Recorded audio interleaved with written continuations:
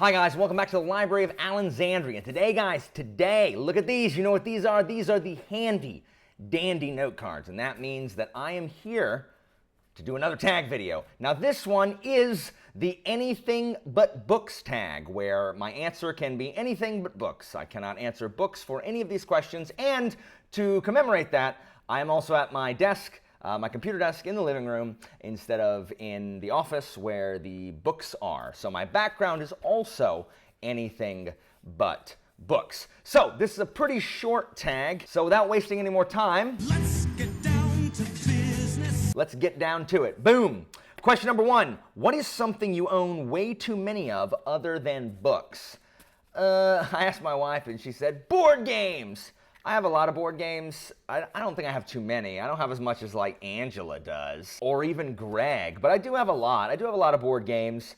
I have more video games than I have time to get to, because new ones that I want to play keep coming out. I've still got Legend of the Heroes, Trails of Cold Steel, 1 through 4, just sitting there, waiting to be played. You know, when I'm done with Arise, and then Assassin's Creed. I also, interestingly, have way too many Latin textbooks because I, a fool, do not use the same bloody curriculum every stinking year so that I can stop having to remake tests and remake slides and all that stuff, because I don't actually have a textbook because my district won't buy them.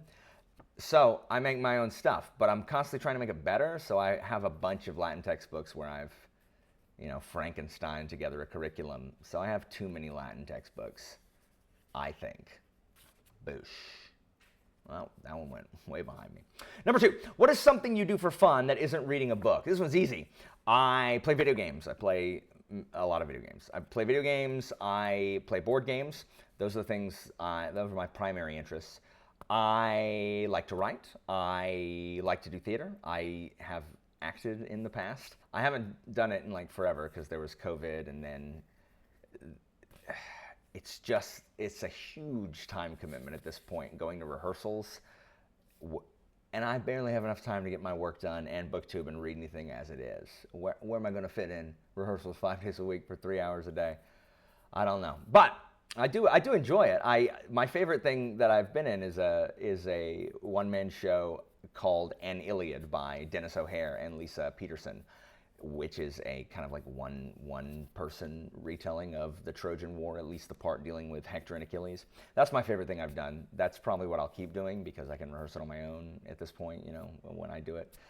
So I really like that. And those are the things I do. I also, much to my students' surprise, I will sometimes translate parts of the Aeneid that isn't on the AP curriculum. So I'll just sit there with some, footnotes and try to translate it. I mean, it's nerdy, but, it keeps my skills fresh, I suppose. Boosh. Number 3, what is something special or important on your nightstand that isn't a book? So I have books on my nightstand, that's true. Maybe a wedding ring, one of my wedding rings. So this is I finally, if you've been watching recently, you'll have noticed my wedding ring has reappeared upon mine hand in my videos, and it was absent for like 6 months, and that's because, so my first wedding ring I lost about a year ago when we were at the lake, and I was hurled from the tube in retribution after hurling others from the tube. And so I flew off the tube and I hit the water, and my wedding ring must have just flown off of my hand. And so we lost it at the bottom of the lake. And so I bought a new one. I called the exact same people that I got it from. I said, I need this. I cannot find it on your website, but you can look at my order and you can see the exact thing I ordered. I want that exact ring in that exact size, which apparently was a size 10. And I got it, and that ring was too freaking big. And so I started wearing it for a while, but literally it would come off in the shower. It would fly off my finger in class when I'm gesticulating, because I gesticulate a lot when I speak. And so my ring would just fly off, hit some kid in the face or whatever. And finally, I was like, I'm going to lose this. It's going to fall off my hand. I'm not going to notice. I'm going to lose it. So I stopped wearing it. And I meant to order another one with a smaller size. I don't know how my finger shrunk a size and a half. I don't know. But so now I have it. I finally remembered one day and was like, I'm going to reorder it, and I'm going to order a smaller one. And so now I have that. So my old one is sitting there in case my fingers ever swell up again. My old one's sitting on my nightstand in case of emergency. I keep setting these down because I have a desk. Boosh. I can't boosh if they're not my hands. Number 4, what is something you buy at a bookstore other than books? Coffee, I guess. I mean, you know, you meet someone at the bookstore, you buy coffee. I don't buy bookmarks at bookstores because they tend to be lame. I guess D&D stuff. I have bought, you know, the mini packs of the, not many, the miniature packs at Barnes & Noble before, or like dungeon tiles. Do they want you to say board games here? Because some of them have board games and they're okay. Sometimes they have stuff that isn't just like, look at this expansion for Catan. So sometimes I've bought, I think I have bought a board game, maybe puzzle. I think I bought a puzzle at a bookstore, that's for sure, yeah. Oh, I also buy crossword puzzles and the jumble. Not the crossword, man, just the jumble, the jumble. I love the jumble. When I worked at a movie theater, I did the jumble. We got in the newspaper, this was back in 2002 when that was a thing.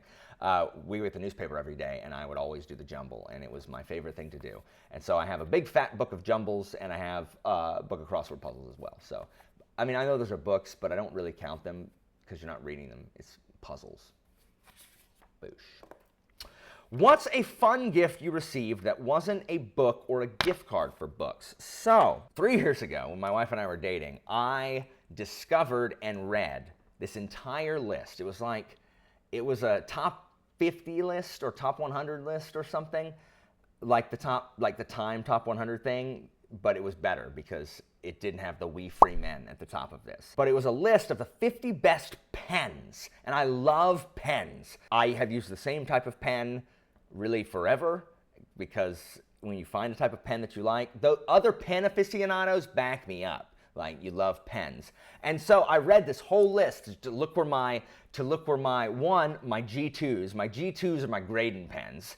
I have boxes of red G2s everywhere. But then the Uniball Vision Elite, that is the pen that I've written with forever. And you know, they rank pretty decent, but at the top, the #1 rated pen, overpriced as all crap, is the Baron Fig Squire. A little twisty thing, it pops out, oh, and it's so smooth, and it writes, like when you write it, you just feel fancy. This is Posh Allen's pen. When you're writing with your Squire, it's just so fancy. And so my wife, I told her all about my awesome pen list, and then for my birthday, she bought me the Squire off of that list, and it is awesome. I currently am out of ink cartridges, so I haven't used it in a hot minute, but it sits on my desk in its little stand, because that's right, I got a pen stand, because that's the kind of person that I am. But the little top screws off, and you know, this little ink thing, look at it, it's in metal. Yeah, it's out of ink, so I got to order some new ones so I can use it again. But this was so nice, because my wife, one, listened to me talk about my top 50 pen list, and then bought me the #1 pen. Also, as an addendum to this story, I also told my entire class, every class that I taught that year, about that same top 50 pen list. And that was a quality use of class time. And then one of the kids came in and bought like one in like 3 different colors, which, you know, that's the kind of kids I teach sometimes. Boosh. Number 6, what is a YouTube channel that you watch that's not related to books? So I have several that I watch. HomestarRunner.com I watch, but it's from the golden years. I also watch, recently I've been watching a lot of Vati Vidya, just because I finished Dark Souls 3 and he has just great Dark Souls lore and story videos, because who knows what goes on in those games. Vati Vidya does. So I watch his. I watch Pitch Meeting. I don't watch Screen Rant because I think their videos are dumb, except for Ryan George and Pitch Meeting. I love Pitch Meeting. I used to watch Honest Trailers and Honest Game Trailers a lot. I don't anymore. I also used to really like Epic Rap Battles of History, the ones that aren't, you know, the worst. Some of them are quite good. The Einstein and Stephen Hawking one is excellent. My favorite one, though, is probably Tesla versus Edison. That one is quality. That's good stuff right there. And so it just really hurts to miss. And they have like maybe 3 videos a year now. I watch The Company Man. I don't really know why. I love that guy's voice. And so we look at their stock prices, and 2022 is their best year yet. I love The Company Man guy. And yeah, if you don't know what that is, he like charts the rise and fall of different companies, like why Chuck E. Cheese sucks now, or what happened to Blockbuster, or why EA is one of the most hated companies in the country, stuff like that. And then I watch Calm by Nature and Ambient Worlds for like the ASMR, the background stuff, the ambient music in the background when I'm reading or doing something else.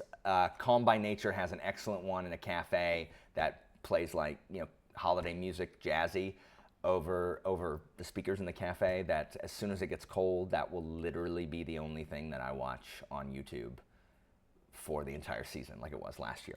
So those are some of the things I watch. Boosh. And finally, number 7, tag 5 booktubers you want to learn more about. Okay, who's gonna do this tag? I will say I'm gonna tag Sarah from Sarah Reads. I am also gonna tag Philip, because if anyone has some like weird answers for this one, it's gonna be Philip Chase. So Philip, I've tagged you in this video. I am also, because he recently tagged me in something, I'm also gonna tag Jake from A Bookish Drummer. I will also tag Zara at Books with Zara. And finally, I will tag Joanna, because her answers will be interesting as well, if she hasn't done it. Joanna, if you've done this, just ignore this and, tag someone else in your stead. So guys, that is all for me in the Anything But Books tag. Worry not, those of you who are like, no one wants to see the back of your gaming chair, Alan. Bring back the books. Worry not. Next video, I won't be back in front of my books, but my setup was still here from when I was delivering my excoriating rebuke of my once friend and brother, Michael Knipp. Once I called you brother. And I was like, you know what? This works. This works with the Anything But Books tag. I'll leave it here, and then I'll fix the setup tomorrow. So guys, that is all for me today. Let me know in the comments what some of your favorite non-bookish YouTube channels are. As always, information about my Patreon and Discord is down in the description, and I'll see you next time, guys.